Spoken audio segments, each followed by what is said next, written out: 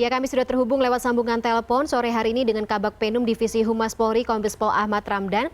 Dan kami juga masih mencoba menghubungi Ketua Bidang Ekonomi PP Muhammadiyah Anwar Abbas. Kita ke Pak Ahmad terlebih dahulu. Selamat sore, Pak Ahmad. Selamat sore, Mbak. Baik, Pak Ahmad, yang dijadikan dasar hukum dalam penangkapan ZS ini betul undang-undang mata uang ya, Pak ya. Tapi kalau kita melihat zaman sekarang ini, saat ini kan banyak sekali ya transaksi jual beli tidak menggunakan mata uang rupiah, mungkin seperti di tempat wisata atau tempat makan. Nah, apa yang membedakan sehingga untuk kasus ZS ini perlu dikategorikan masuk dalam tindak pidana, Pak Ahmad? Oke, saya mau luruskan dulu bahwa penyidik Bareskrim telah menetapkan saudara JS selaku tersangka dan sudah ditahan. Penyidik menerapkan dua undang-undang. Yang pertama, Undang-Undang Nomor 1 Tahun 46 tentang perhimpunan pidana, perhimpunan hukum pidana di pasal 9 ya. Jadi ini ancamannya 15 tahun penjara. Baru yang kedua, junto pasal 33 Undang-Undang pasal 33 ya, Undang-Undang tentang mata uang yang memang ancamannya 1 tahun. Sehingga karena ancamannya 15 tahun dapat dilakukan penahanan. Kemudian banyak yang pro dan kontra ya ketika menanyakan apa perbedaannya sih antara penggunaan koin voucher ya. Ini saya mau jawab di sini. Di sini ketika kita bicara tentang pasal 9 di Undang-Undang Nomor 1 Tahun 46, ini unsur-unsur pidananya harus lengkap, di mana unsur-unsur pidana udah dilakukan kepada tersangka, di mana tersangka telah membuat atau membuat benda, semacam benda seperti mata uang yang digunakan untuk transaksi pembayaran. Jadi ada unsur pidananya transaksi pembayaran. Kalau kita membedakan seperti voucher makanan, ketika kita mesen nasi goreng dikasih voucher itu tidak akan berlaku lagi. Voucher itu hanya digunakan untuk tukar, misalnya pesan nasi goreng. Voucher itu hanya digunakan untuk nuker makanan, bukan untuk transaksi pembayaran. Dan tidak berlaku lagi saat itu.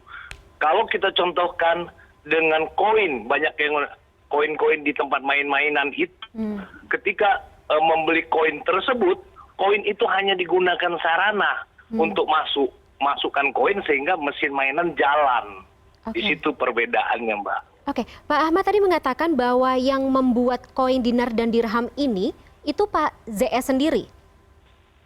Pihak Jadi ZS begini, sendiri. ya, membuat itu berarti yang darinya tidak ada atau tidak ada. Jadi betul. seperti Mbak membuat rumah, kan bukan Mbak yang nyusun bata segala macam, kan kira-kira begitu. Jadi membuat itu dia memesan kepada PTA, memesan kepada pengrajin. Dalam bentuk ini, desainnya dibuat seperti ini, seperti mata uang. Itu namanya membuat.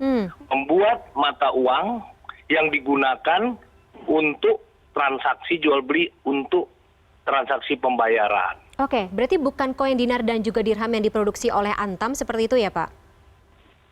Jadi kalau seandainya Mbak pesen dirham, dinar untuk kalung, itu tidak bisa dipidana. Karena penggunaannya untuk perhiasan, begitu, Mbak. Kalau ini Jadi memang diperuntukkan untuk transaksi jual beli dari tersangka dari yang ditahan ini. Dalam unsur pidananya disampaikan menggunakan atau menyuruh menggunakan. Nah, di dalam pasar muamalah tersebut, transaksi jual belinya, uang rupiah ditukar di wakalah induk, digunakan untuk transaksi jual beli di pasar muamalah tersebut. Jadi dia menggunakan dan menyuruh menggunakan. Sehingga memenuhi unsur-unsur pidananya. Itu, Mbak. Baik, Pak Ahmad, tapi dari MUI, PBNU juga Muhammadiyah ini meminta bentuk lain dari perdagangan ini tidak perlu harusnya dilakukan penahanan atau tindakan pidana, harusnya dibina saja. Tanggapan Pak Ahmad sendiri seperti apa? Begini ya, undang-undang itu bisa berlaku fleksibel ya. Artinya undang-undang tersebut ketika undang-undang tersebut bukannya delik aduan, ini bukan delik aduan, Oke. ini adalah delik murni, ini tindak pidana murni.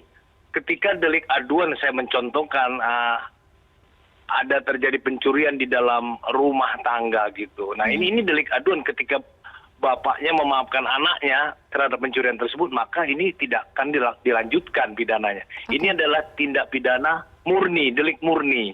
Nah ini merupakan kewenangan daripada penyidik gitu. Oke, tapi dari kepolisian sendiri awal kasus ini didapat dari laporan atau seperti apa sih Pak Ahmad? Jadi memang awalnya adanya video viral ya, seperti saat konfres saya jelaskan. Kemudian karena viral, polisi atau penyidik harus gerak cepat dong merespon, ya kan begitu. Oke. Maka ketika kita lakukan penyelidikan, kita lakukan pemeriksaan kepada para pedagang, pada pengawas, dan memenuhi unsur-unsur pidananya, maka kita menetapkan saudara ZS selaku tersangka. Baik. Demikian kira-kira itu. Baik Pak Ahmad, kalau dari hasil penyidikan sampai dengan saat ini, selain bentuk keuntungan didapat dari transaksi jual beli dinar dan dirham di kafe muamalah tersebut atau tempat pasar muamalah tersebut, apakah ada keuntungan lain Pak yang didapat oleh yang tertahan ZTS ini gitu? Misalnya kayak keuntungan didapat dari pemproduksian koin dinar dan juga dirhamnya seperti itu? Ya, keuntungannya adalah pertama dari nilai tukar ya, dari rupiah ditukar di wakalah induk, dia menentukan sendiri nilai dinar dan dirham tersebut. Menentukan sendiri ditambah 2,5% margin itu keuntungan pertama. Kemudian pengelolaan pasar ini dia kan sebagai pengelola lapak. Pengelola lapak tentunya dia akan mendapat keuntungan dari sewa lapak dan lain-lain.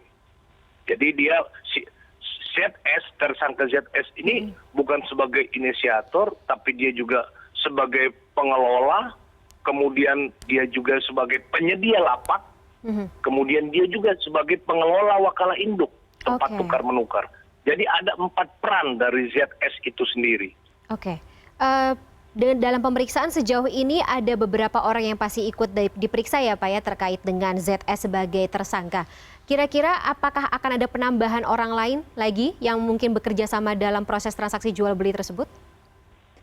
Ya tentunya kita kembali kepada unsur-unsur pidana untuk menerapkan tersangka tersebut ya. Unsur pidana itu di dalam pasal 9 yang saya katakan tadi, dia harus memenuhi unsur dia yang membuat, kemudian dia yang menyuruh menggunakan, kemudian ya digunakan sebagai alat transaksi. Nah sejauh ini masih 1 tersangka yang kita tetapkan, sementara yang lain masih kita jadikan sebagai saksi. Namun kita masih lakukan pendalaman. Kita juga mencari bukti-bukti lain. Apabila nanti ada tersangka yang telah memenuhi, tentunya akan kita sampaikan. Baik, Pak Ahmad, selanjutnya dari kepolisian sendiri bagaimana caranya menindaklanjuti kasus serupa? Kalau misalnya kita tahu kan ada beberapa wilayah lain atau tempat transaksi jual beli lain yang juga memberlakukan hal yang sama gitu, transaksi jual beli dengan mata uang atau alat lain selain mata uang rupiah. Dari kepolisian sendiri seperti apa akan melakukan penindakan ke depannya Pak? Atau mencegah? Ya, pertama kalau edukasi dan sosialisasi itu mungkin ranahnya dari pihak bank ya. Namun ya aturan ini bukan berlaku di satu titik, tetapi tentunya harus berlaku hal yang sama di seluruh Indonesia. Betul. Ketika ada di tempat lain terjadi hal yang serupa, maka kita juga akan lakukan penegakan hukum seperti yang dilakukan kepada saudara ZS. Baik, terima kasih atas informasinya Pak Kombes Pol Ahmad Ramadan, atas waktunya juga bersama CNN Indonesia Newsroom sore hari ini. Sehat selalu ya Pak. Terima kasih, sehat selalu Mbak.